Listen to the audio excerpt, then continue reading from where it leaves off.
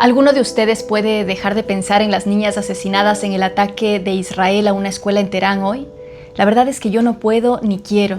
Huele a guerra, amigos, digamos a una nueva, y como toda guerra se avecina cruenta. Pero ojo, porque las guerras no ocurren de un momento a otro, se construyen.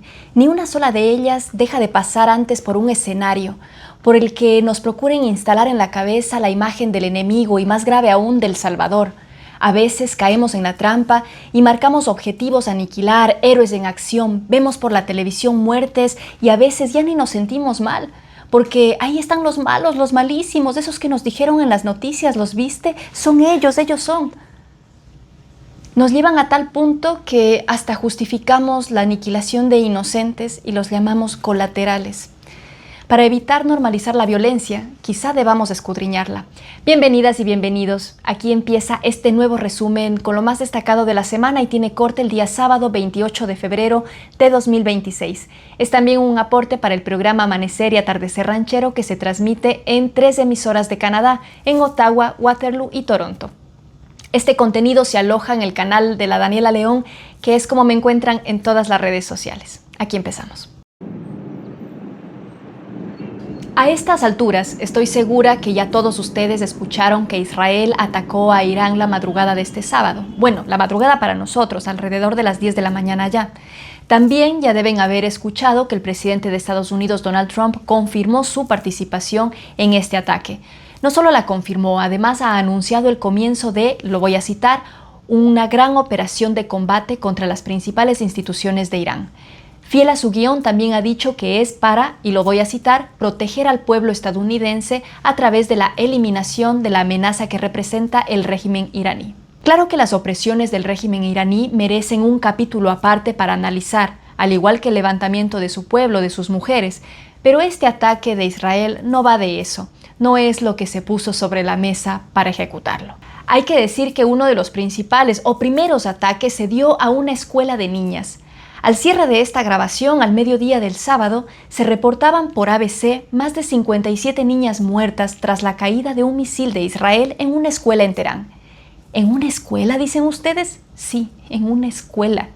El ejército, con la inteligencia militar más avanzada, le pegó a una escuela. 57 niñas. Pero eso no es todo. Agencia F reportaba también para el cierre de esta edición 201 muertos y 747 heridos. Han pasado apenas horas desde el primer ataque. En este punto nos preguntamos qué nos trajo hasta aquí. Pues que Israel y Estados Unidos dicen que Irán es una amenaza mundial. Bueno, ahora lo veremos y esperemos que se estén equivocando porque lo que está expectante el mundo es cuál es la respuesta que va a tener Irán. Pero ¿por qué se dice que Irán es una amenaza? O bueno, ¿cuáles son los argumentos que expone Estados Unidos para sostener esto? Desglosemos algunas de las razones públicas. La primera, quieren evitar que Teherán obtenga un arma nuclear que desestabilice al mundo. Irán insiste en que su programa tiene fines estrictamente pacíficos como energía y medicina. Argumenta que, como firmantes del Tratado de No Proliferación, tienen el derecho inalienable de enriquecer el uranio. A favor de Irán se debe decir que no se ha encontrado hasta la fecha una ojiva nuclear o alguna prueba de detonación que confirme que ya tengan una bomba.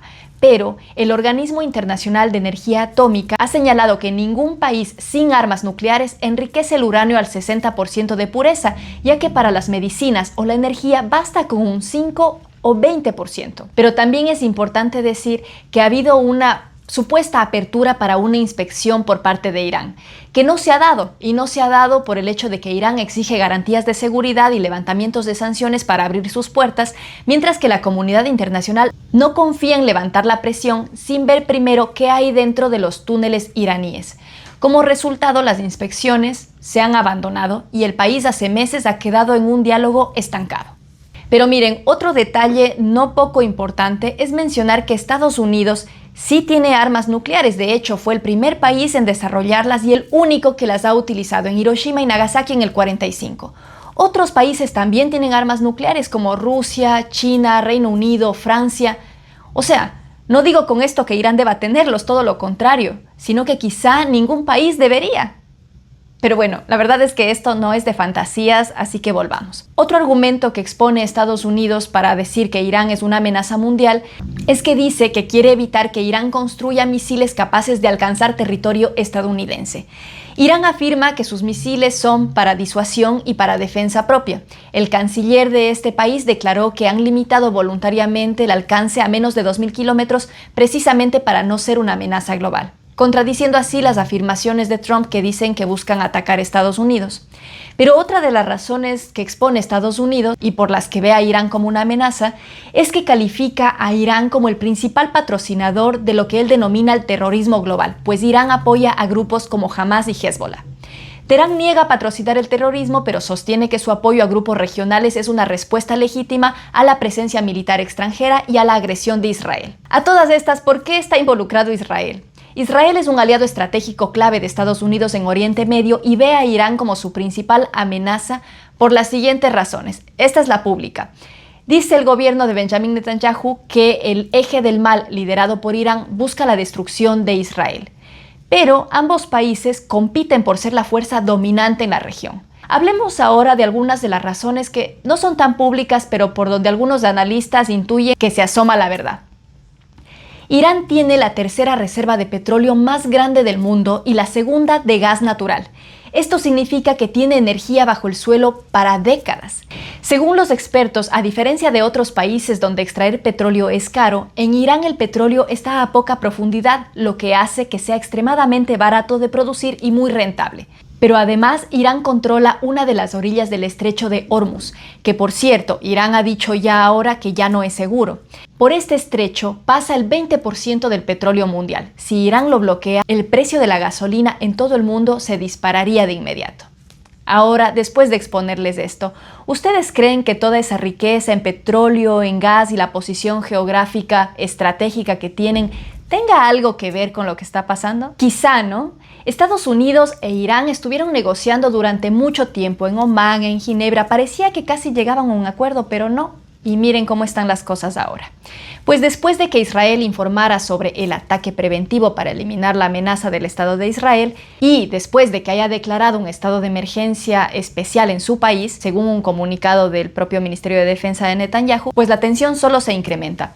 Trump ha instado al pueblo iraní a tomar el control de su gobierno una vez que finalice la campaña militar estadounidense, sugiriendo que es un buen momento para cambiar de régimen, según Donald Trump. Los ataques, que comenzaron la madrugada de este sábado, se lanzaron sin autorización del Congreso de Estados Unidos. Según ese país, el artículo 1 de la Constitución le otorga al Congreso, no al presidente, la facultad de declarar una guerra. Por otra parte, Naciones Unidas llama a la paz. De hecho, Antonio Guterres dijo que el uso de la fuerza por parte de Estados Unidos e Israel contra Irán y las posteriores represalias de Irán en toda la región socavan la paz y la seguridad internacional. Bueno, cosas que dice la ONU generalmente y no pasa nada. Acerquémonos un poco a lo local. El primer ministro de Canadá, Mark Carney, ¿qué dice ante esta situación? Pues dice que Canadá apoya la misión estadounidense para destruir el programa nuclear de Irán. Canada's position on the developments in the Middle East remains clear. The Islamic Republic of Iran is the principal source of instability and terror throughout the Middle East. It has one of the world's worst human rights records and must never be allowed to obtain or develop nuclear weapons. Y vengámonos más a lo local todavía. El Servicio de Policía de Toronto ha dicho ya desde esta mañana que sigue de cerca la evolución de la situación en Irán y cualquier posible impacto a nivel local. Se prevé una mayor presencia policial a los alrededores de los lugares de culto y también de las oficinas consulares de toda la ciudad. Air Canada ha cancelado los vuelos de hoy con origen y destino a Dubái y dicen pues que monitorearán la situación para ajustarse a nuevos horarios según corresponda. Así están las cosas hasta este momento y nosotros seguiremos atentos. Toda la información que podamos compartir la compartiremos a través de nuestros canales @ladanielaleón. Vamos a poner una pausa en esta nota para regresarnos a lo local. Hasta el corte de este reporte, el proyecto de ley C-12, Ley de Fortalecimiento del Sistema de Inmigración y Fronteras, llegó a su etapa final y definitiva en el Senado. Tras un análisis por parte del Comité de Seguridad Nacional, la propuesta avanzó al Pleno sin enmiendas, desestimando modificaciones sugeridas durante su revisión. Así que está a puertas de ser ley. Pero, ¿por qué esto es noticia y por qué a nosotros nos debe preocupar? Pues porque la ley C-12 impacta de una manera amplia en una cantidad grande de inmigrantes. Los solicitantes de asilo sí, pues su sistema tendría grandes reformas, cuestionadas por ir hacia atrás en la protección a las personas en situaciones vulnerables.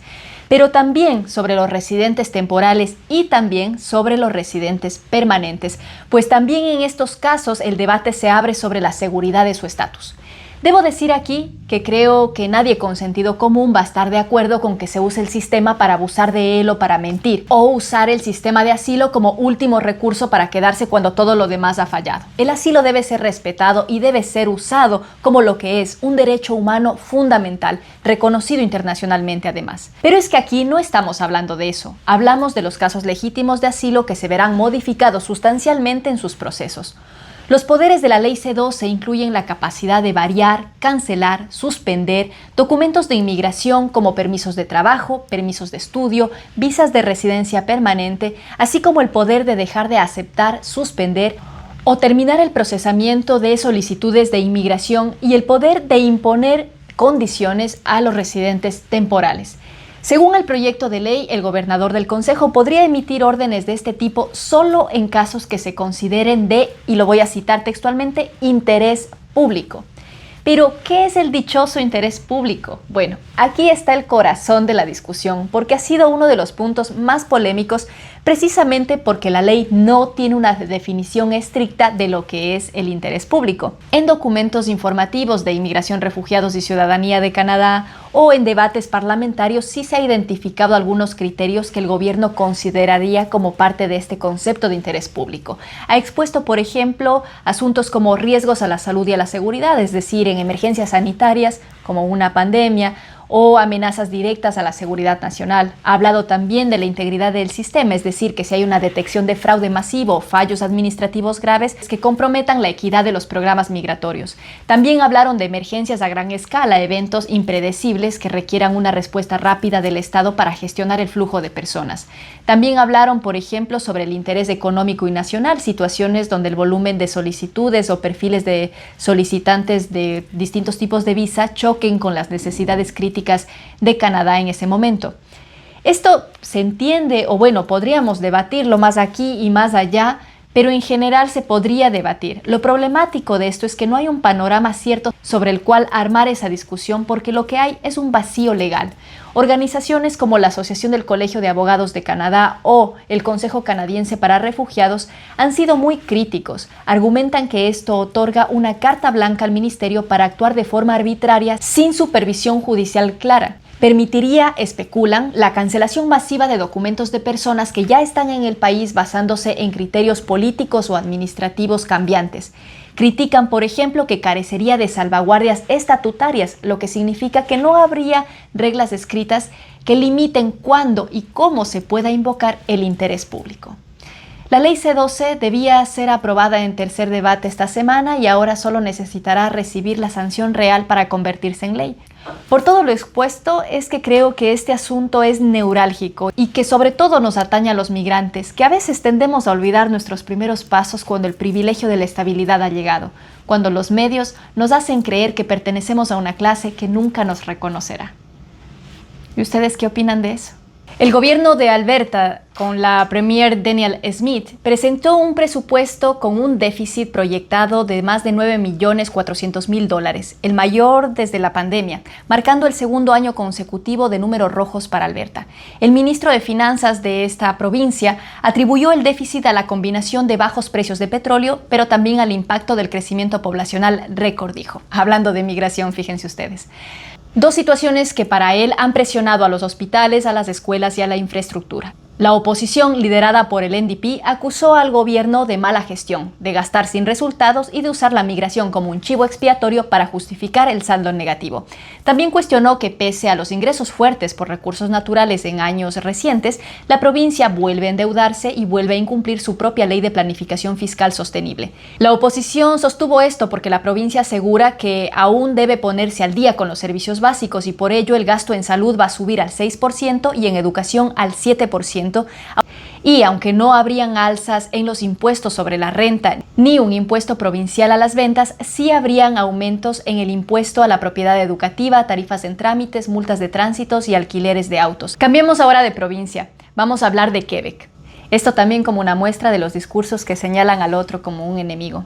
Esta semana se aprobó la Ley 94, la ley sobre la laicidad del Estado en Quebec, y el impacto en las escuelas en Montreal ha sido inmediato. Decenas de empleados escolares ya han sido despedidos, suspendidos o se han visto en la necesidad de renunciar.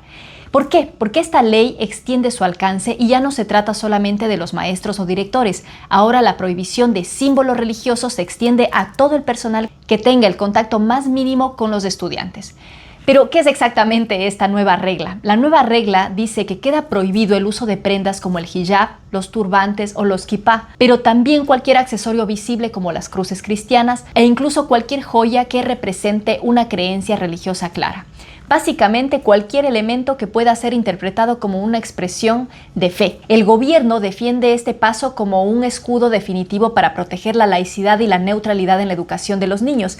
Sin embargo, para los críticos, esta neutralidad es una fachada. Argumentan que la verdadera profesionalidad se mide por los actos y no por la vestimenta, y denuncian que con esta ley se están pisoteando derechos humanos fundamentales. Lo más grave, señalan, es que el gobierno ha blindado la ley usando la cláusula de anulación, una herramienta legal que les permite saltarse la Constitución para evitar que los jueces puedan frenar lo que muchos consideran un ataque directo a la libertad de culto.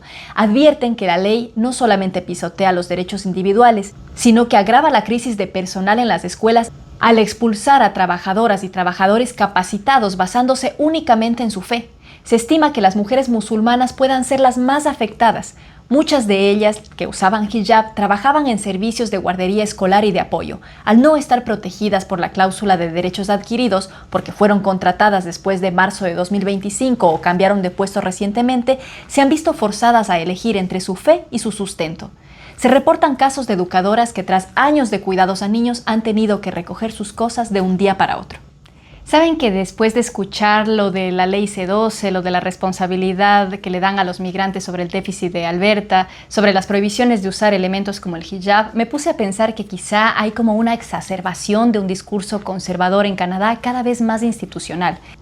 Pero también estuve pensando en que hay una teoría que dice que cuando uno tiene una idea fija en la cabeza, todo lo que encuentra a su alrededor tiende a confirmar su propio sesgo. Es decir, por ejemplo, si yo creo que la Tierra en el centro es un agujero negro, probablemente todo lo que encuentre alrededor va a confirmar esa teoría. Y si tú crees que la Tierra en el centro está hecha de pizza, pues probablemente pase lo mismo. Lo pongo como un ejemplo nada más y lo exagero para entender la dimensión. Y es por eso que a mí me da un poco de temor estar cayendo en ese sesgo de confirmación.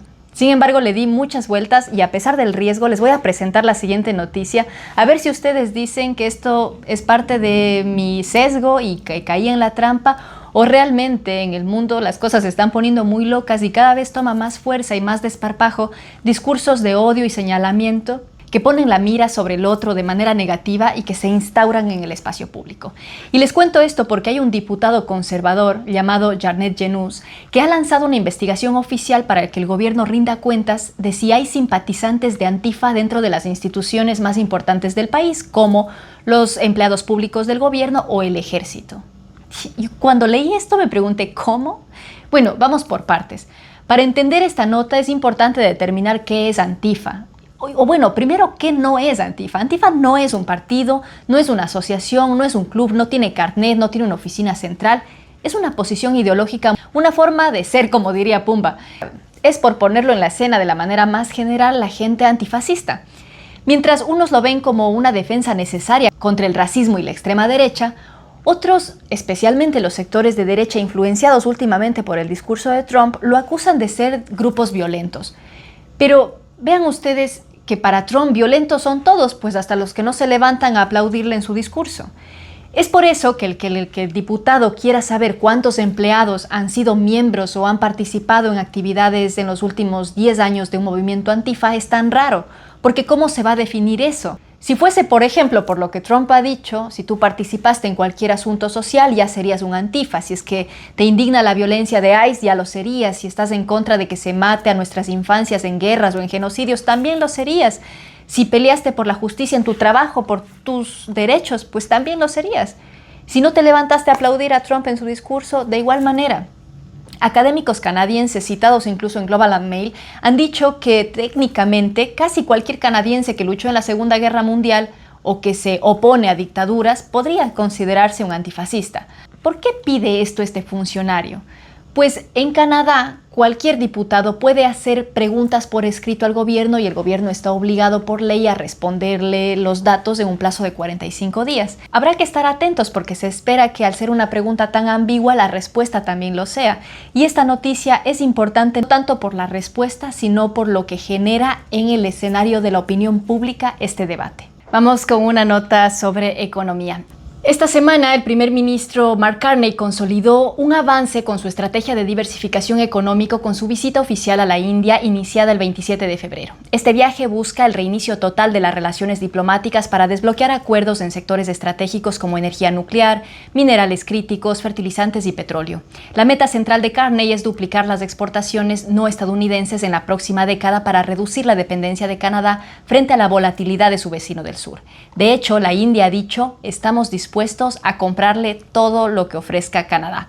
Los frutos de esta gestión por diversificar la economía ya están siendo tangibles con el reciente acuerdo, por ejemplo, que se hizo con China, porque a partir de este domingo entra en vigencia la reducción de aranceles sobre la canola canadiense y la eliminación por completo de gravámenes para la harina de canola y guisantes, langostas, cangrejos. Por otro lado, la relación comercial con Estados Unidos atraviesa un momento de alta tensión. Esta semana, el representante comercial de Estados Unidos fue tajante al declarar que cualquier futuro trato comercial con Canadá deberá incluir aranceles protectores para fomentar el retorno industrial a suelo estadounidense. El representante condicionó la renegociación del TEMEC o CUSMA a que Canadá acepte esos niveles de aranceles más altos y abra mercados sensibles como los de los lácteos, advirtiendo que la administración de Donald Trump está dispuesta a buscar acuerdos puramente bilaterales o incluso retirarse del pacto actual. ¿Será farol o realidad? Vámonos a lo internacional. Ya no nos da tiempo de profundizar, pero sí quiero mencionar algunos hechos relevantes de esta semana. En Cuba, 4 personas murieron el día miércoles después de un enfrentamiento entre una embarcación civil procedente de Florida, Estados Unidos, con efectivos de la tropa guardafrontera cubana, según informó el Ministerio del Interior de Cuba. El gobierno cubano también aseguró que se trataba de un comando de infiltración terrorista. El secretario de Estado de Estados Unidos, Marco Rubio, anunció que a medida que reúnan más información estarán preparados para responder en consecuencia, al tiempo que negó que el personal de Washington hubiera participado en la operación. Cuba sostiene que incautó 14 fusiles, explosivos y chalecos antibalas, alegando que el grupo planeaba actos de terrorismo en la isla. Vamos con la siguiente nota. El presidente de Estados Unidos, Donald Trump, dio el martes su discurso sobre el Estado de Unión de 2026, que batió su propio récord como uno de los discursos más largos de la historia. Destaca que durante su discurso empleó un lenguaje deshumanizante y criminalizador hacia los migrantes. Entre los términos utilizados incluyó alienígenas, invasores, animales, envenenadores de la sangre y cargas, entre otros adjetivos. Y no solamente distribuyó insultos, sino también distribuyó datos, y muchos de ellos falsos. Seguimos en ese mismo país. Una investigación de Radio Pública Nacional de Estados Unidos, NPR, ha revelado que el Departamento de Justicia no publicó algunos archivos sobre Epstein que están relacionados con acusaciones de que el presidente Trump abusó sexualmente de una menor de edad. Según NPR, dichos archivos incluyen 50 páginas de entrevistas del FBI y notas de conversaciones con una mujer que acusó a Trump de haber abusado sexualmente de ella cuando era menor de edad. Esto se produce a pesar de que la fiscal de Estados Unidos, Pam Bondi, y el fiscal general adjunto enviaron a principios de febrero una carta al Congreso estadounidense en el que afirmaron que no retuvieron ni censuraron ningún documento. Actualmente, un comité demócrata ha pedido que se cite a Trump para declarar. Con esto concluimos el resumen de hoy, amigos. Gracias por quedarse. Recuerden que siempre pueden encontrar información actualizada en los canales de @LaDanielaLeón. Ese es nuestro espacio de encuentro. Les invito a seguirme, a compartir los videos, a darle like. Conversemos, esta es una nueva comunidad.